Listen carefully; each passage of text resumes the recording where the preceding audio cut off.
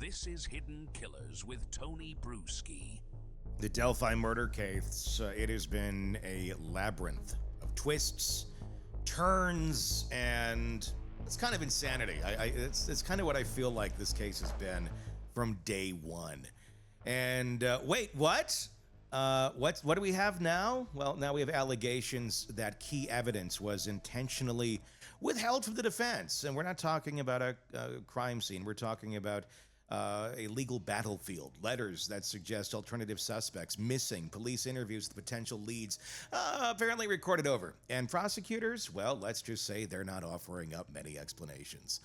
Joining us, retired FBI Special Agent Jennifer Coffindaffer, someone who knows exactly how cases should be investigated and how bad things can get when critical evidence goes missing. Jennifer, let's start with the big question here. Evidence suppression, that is the big topic on this one, amongst others at this moment in time. The letters that came in from Ricci Davis in the court or in the prison system. He says he sent 7. It turns out it looks like they got 3 of them, I believe. The prosecution allegedly has that. But the DA made his own decision. It's nothing. I don't need to turn this over. What's your reaction to that little ditty? Yeah, there's absolutely no excuse for that. The prosecutor isn't judge and jury.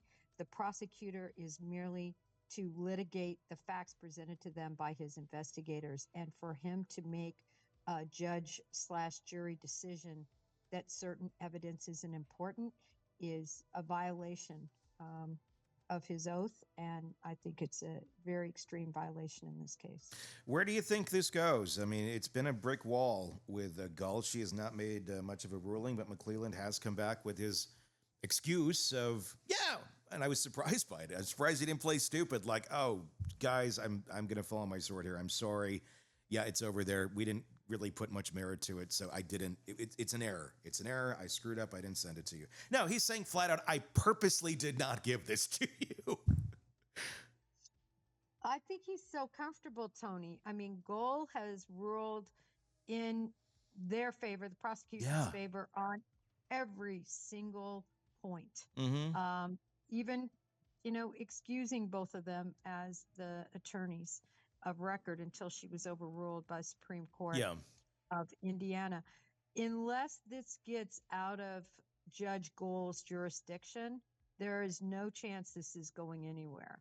So it's got to be seen by an appellate court, in my opinion, a court above her, the Supreme Court again, for anything, I think, to be decided, anything other than in favor of the prosecution. Unfortunately, that's where we're at here. There's so many things in this case that were not turned over, or they were recorded over. There's always an excuse. If something like really critical is not there or seems to be off, they always got an excuse. And it's usually a really weak excuse, but you got Gull backing you up on this. So it's just another thing added to this whole pile of things a jury never saw, or the defense never even had a chance to take a look at and examine. It's maddening how this thing is playing out. The Ricci Davis letters themselves, obviously a big deal is being made out of them. How important do you think they actually are to this case, and how legitimate do you think they are based on everything that we know so far? I've always questioned any jailhouse fella that comes forward and all of a sudden has all these epiphanies. But this is the reason he sticks out to me as definitely needing to be considered. And that is, one, he brings up a fact regarding box cutters that have never came out until the trial, when the ME pontificates that it could have been done with box cutter, right? Mm-hmm. So that's a big one to me, because he basically is giving a clue unknown to the public or anyone that only the killer would know. Yeah. And of course, he's talking about Ron Logan.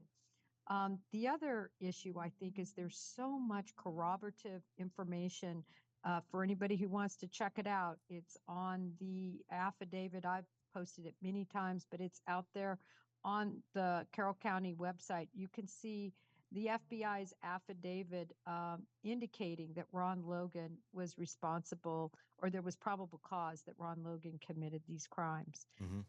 So it's a very good read because it puts together a lot of information, a lot of motive, a lot of factors that lean toward that. Now, what's really interesting, I think, Tony, is the fact that when you add that all together, plus the fact he doesn't want consideration for his sentence. He's not trying to get out. He's not trying to get a sentence reduction. He doesn't want anything. He's actually doing it for the truth of the matter. And believe it or not, some of these guys do that. Yeah. They have an awakening and they just want to do something right, especially when they're in jail for prison for a long time. So those three factors make his statements much more plausible. Yeah, it's not exactly something, because people go, well, he wants the attention. Snitches don't fare well in prison. And if you're snitching on this case over here, what else are you going to snitch on? It doesn't work out well. He's putting himself in danger by even putting this out there. That's another factor on this where I go, I don't know. This might have some actual weight to it. Again, it's his word against others now. Obviously, Logan's dead. But we do have Keegan Kline that is still alive. Is he someone that? Obviously, we would need a new investigation, but is he someone, if you were an investigator on this and it's re-going, the FBI is looking at it again, is he someone that you would ask some new questions to or investigate further? Or do you think he's already been cleared on this, despite the insane coincidence that he's communicating with the girls, talking about meeting one of them the day that they're murdered? It just doesn't seem like the odds are in the favor of that just being a coincidence. Yeah, I've never thought that Keegan Kline himself was involved in the murder per se. Yeah. But I do think his pseudo, persona, Anthony Schatz. Snots. Snots sounds better. Schatz, who was communicating and trying to get a meetup together. I just think that this was other people knew about those communications is likely. Yeah. Because these folks, trade and share porn. They work together often to get, information. This is what they do. Yeah. They sit behind that keyboard all day long, and this is what makes them tick. So from that regard, I just wonder who else might have known that they would have been out there. It's just so coincidental. So I would like to know that answer, and that's what I would look into. There's just so many things that are unknown because they weren't looked at, and that's the hugest problem with this case is the lack of the thorough investigation. Where elements of it, early on did look thorough. It just took years for them to finally land on Richard Allen because they didn't have anybody, it seems. Even though they had some folks served up to them on a platter, Ron Logan and such. At this point, obviously, they've convicted somebody. Is there any interest? Is there any reason the FBI would go back and revisit this case? Can they even do something like this if they believe that, look, the locals really got this wrong?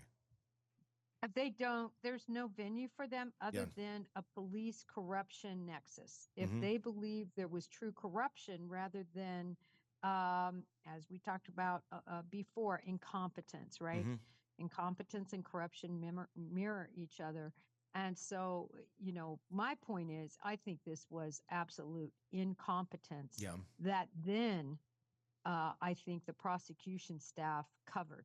Yeah. And what I find just mind-boggling to me, you're not allowed to bring in third-party culprit theories if there's nothing to support them. In other words, like in the Karen Reed case, where you just have no evidence, but you're accusing 3 people and a dog of a murder with absolutely nothing to support that, right?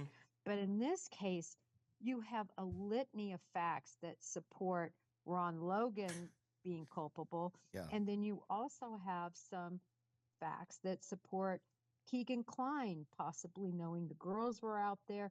Listen, law enforcement was so convinced Keegan Kline was somehow involved, they snatched him out of jail, which is not a hard, which is, I'm sorry, is a very hard thing to do, and had him walk the river looking for a weapon, you know. So they were certainly convinced at one point. And my point isn't that Ron Logan did this or that Keegan Kline somehow was involved. My point is this is a matter for the jury, and the jury was never allowed to look at any of this. And that is the fallacy. That's what's wrong. Why did it take so long to arrest Keegan Kline? And it wasn't even on the charges of catfishing for children, which he was doing at that point in time. It was later on when they found all the child porn on his stuff. They knew he was into this stuff for a while. Again, why? Why did it take so long, especially when you're really looking closely at him for a potential murder? Again, never charged in that. But again, there seemed to be other chargeable offenses with this guy, notably trying to communicate with a minor to go meet. Yeah, solicitation, potentially, and the whole catfishing scheme he had. Waiting for Chris Hansen to be there, you know? Part of it is these cases do take a long time. I could tell you I was involved in a case, it was codenamed Blue Darcy, and that case, there were so many of us that had to work on it, and you just literally, it's so gross, Tony. Yeah. You have to sit there and watch child porn movies and photos for hours. Oh, God. And not just me, our squad trying to assist in these cases. And these cases are so disgusting. And just think of the amount of time, Tony, to sit there and watch and document. This is what happened at 1 second. This is at 1.2 seconds. Yeah. This is, you're literally documenting it, and you have so much. These individuals who are purveyors in child pornography, they have libraries of this crap. So not only are you doing that to try to put your case together, then you're looking at the solicitation piece and these pseudo names and false fictitious people that he had, trying to communicate, not just shots. I believe there were others and other people involved. As I said, it's so complicated. Oftentimes people think, oh yeah, there you go. You got an image, just charge him with that. Well, that isn't how it works. You're supposed to find all the evidence that implicates an individual. I think they charged him with over 20 counts. Might have even been over 30. Then they took a couple away. It's labor intensive, and it's difficult work. And most people don't want to work on it. Yeah. I always told my boss, listen, I will go through a sewer hole looking for a fugitive before I'll do this. Yeah. And then they said, sorry, Jen, you're doing this. And I said, is it lack of resources sometimes and able to really clamp down on some of these people? Again, he seemed like, from a layman's standpoint out here, seemed like easy fishing, because he was right there. And we knew what he was up to. Why does it take so long to get somebody like that? Is it because, well, in some cases it's let him keep doing this and we got our eye on him now. He'll lead us to other folks and we can do a bigger, sting on a group versus just this guy. Is that part of the thinking here? I mean, that can be part of the thinking, but that's you got to be careful with doing anything like that, because you're potentially putting minors in jeopardy that are going to be hurt. So the minute you really know something like that's going on, you really have to bring the hammer and move forward in that way, in a more overt way. But I'll tell you what, Tony, it does take time. And you look at, they have all sorts of firewalls and other mechanisms that they use to not be able to penetrate their files. So even when you have somebody, you're sending it off to Secret Service, has an amazing ability. And of course, FBI CART, they also are amazing at getting everything. And then finally, you have the raw data to look at. And then you have to find the people who, by the way, are doing crimes all day long, right? Locals, to have to sit down and look at this. So I would argue that it's just so manpower intensive and it takes a while. What I would love to see is the results of the FBI's findings on the search of Ron Logan's house. That was given to Delphi authorities. I don't believe anyone has ever seen this thing. Why? I mean, is that something we're ever going to see? Can that be brought out? Can that be Freedom of Information acted, pulled, or would this take, another case, maybe, I don't know, a civil case or something to get this information into discovery so it can be viewed and looked at? Because I'd imagine that's a treasure trove of information that points to Ron Logan, allegedly, that's my take on it, far more than what we already even know. Well, this is the thing. First of all, it was or should have been in discovery, definitely. Why wasn't it? But no, it would have been. Okay. They have to show that. Yeah. Although, but we can have third party. So was it? Well, when I say discovery, it has to be given over. Yeah.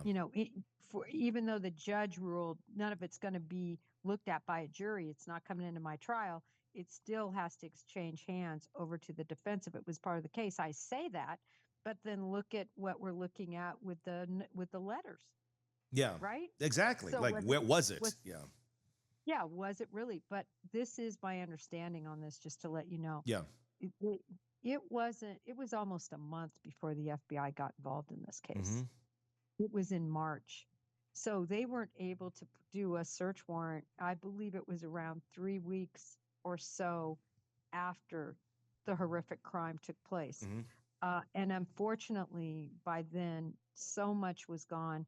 The one thing that was recovered that I thought was very interesting was a lot of cleaning products, this citrus orange, some sort of cleaning product that was found, but so much, unfortunately, wasn't found. And I believe the gun, I don't think they ever recovered a 40 caliber.